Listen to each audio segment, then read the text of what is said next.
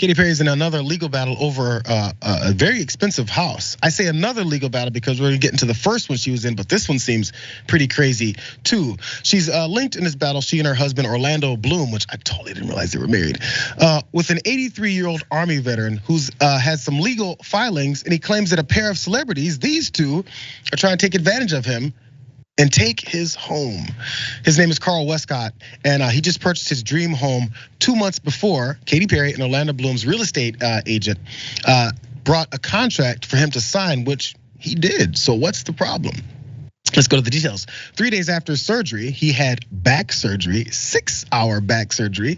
He was presented with an offer on his house by Perry and Bloom's agent. And a day later, while still on powerful painkillers, he signed it. His lawyers claim that due to being on medications, Westcott was unable to understand the nature and probable consequences of his actions.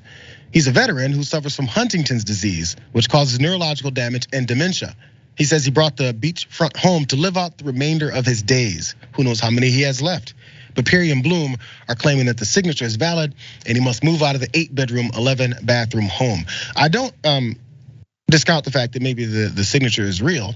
He's saying, I guess I see that, but I don't remember any of it. And there's circumstances behind that. Also, according to the complaint, on July 22nd, Westcott sent an email to Berkshire Hathaway, it's a dual agent for the seller and buyer, saying that he did not want to sell his home. Described how he'd been under the influence of pain medication and that he was in the final years of his life and can't sell his house. His plea fell on deaf ears, and when the lawyers for Perry and Bloom and that real estate agent hired lawyers who advised Westcott that he was legally obligated to complete that sale.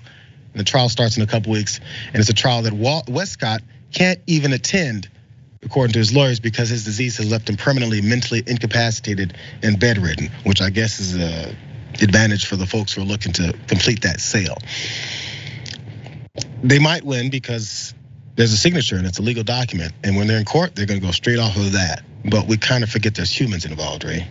So it actually shouldn't be an issue for him. He should easily win this lawsuit. It should be dismissed almost immediately by the judge because contracts, if they can offer evidence that he was, and it should be easy to prove this, under the influence of these substances, are voidable by the party who signs them. Something I learned while studying the bar, and also maybe a little bit while I was taking contracts law.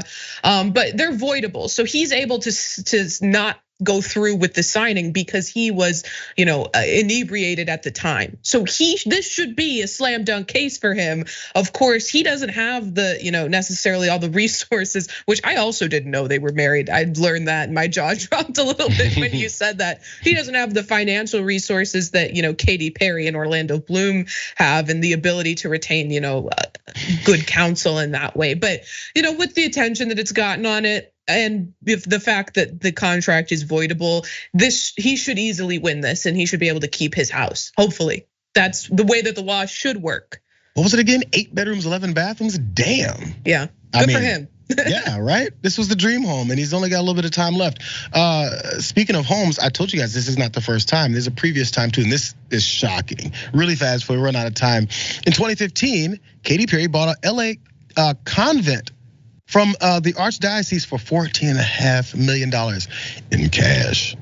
But the nuns who lived there, the Order of the Most Holy and Immaculate Heart of the Blessed Virgin Mary, they claimed that they had purchased it in 1972.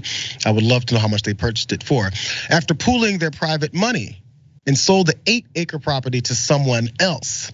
During the court battle in 2018, is the worst part about this whole thing. Sister Catherine Rose Holtzman, who was 89 years old, she died on the stand while facing Katy Perry's legal team. Her last words were, "Katy Perry, please stop," on the stand.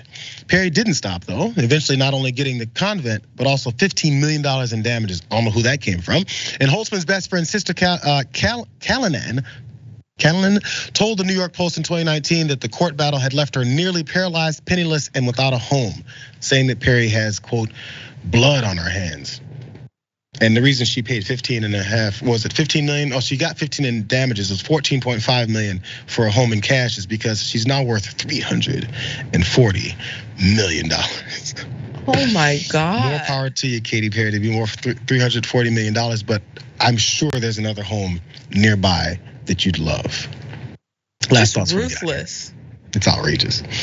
So I guess congrats. How many homes that they're collecting? I don't know how often they'd be there. I'm sure if they get over on this veteran, maybe by the time they get a chance to visit, he might not be with us anymore. Give the guy his last time here. He bought the home, something happened. Wait him out. I'm sure you won't be on the streets until then.